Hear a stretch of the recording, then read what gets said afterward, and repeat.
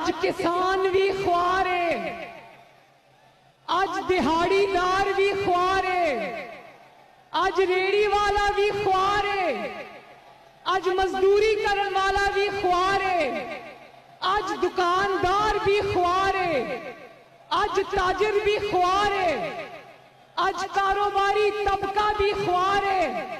ਇਹ ਜਿਹੜੀਆਂ ਮੇਰੀਆਂ ਮਾਵਾਂ ਤੇ ਭੈਣਾਂ ਖਲੋਤੀਆਂ ਆਈਆਂ ਨੇ, ਇਹ ਆਪਣੇ ਘਰਾਂ ਦੇ ਵਿੱਚ ਅੱਜ ਜਦੋਂ ਫੀਸ ਦੇ ਪੈਸੇ ਨਹੀਂ, ਤੇਲ ਦੇ ਪੈਸੇ ਨਹੀਂ, ਦੁੱਧ ਦੇ ਪੈਸੇ ਨਹੀਂ, ਚੀਨੀ ਦੇ ਪੈਸੇ ਨਹੀਂ, ਗੈਸ ਦੇ ਬਿੱਲ ਭਰਨ ਵਾਸਤੇ ਪੈਸੇ ਨਹੀਂ, ਬਿਜਲੀ ਦੇ ਬਿੱਲ ਦੇਣ ਵਾਸਤੇ ਪੈਸੇ ਨਹੀਂ, ਆਟੇ ਦੇ ਪੈਸੇ ਨਹੀਂ, ਰੋਟੀ ਦੇ ਪੈਸੇ ਨਹੀਂ, दवाइयां दे पैसे नहीं। ते अज मैनू पता है सारे ख्वार ने, डॉक्टर्स भी ख्वार ने, हेल्थ वर्कर भी ख्वार ने, सरकारी मुलाजमीन भी ख्वार है, पुलिस वाले भी ख्वार ने, अज मीडिया भी ख्वार है।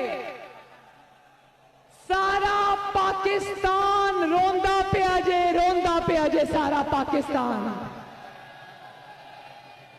लेकिन जेड़े सब तो ख्वार ने बल्कि खज्जल ख्वार होए ने उन्हां दा नाम है सिलेक्टर्स।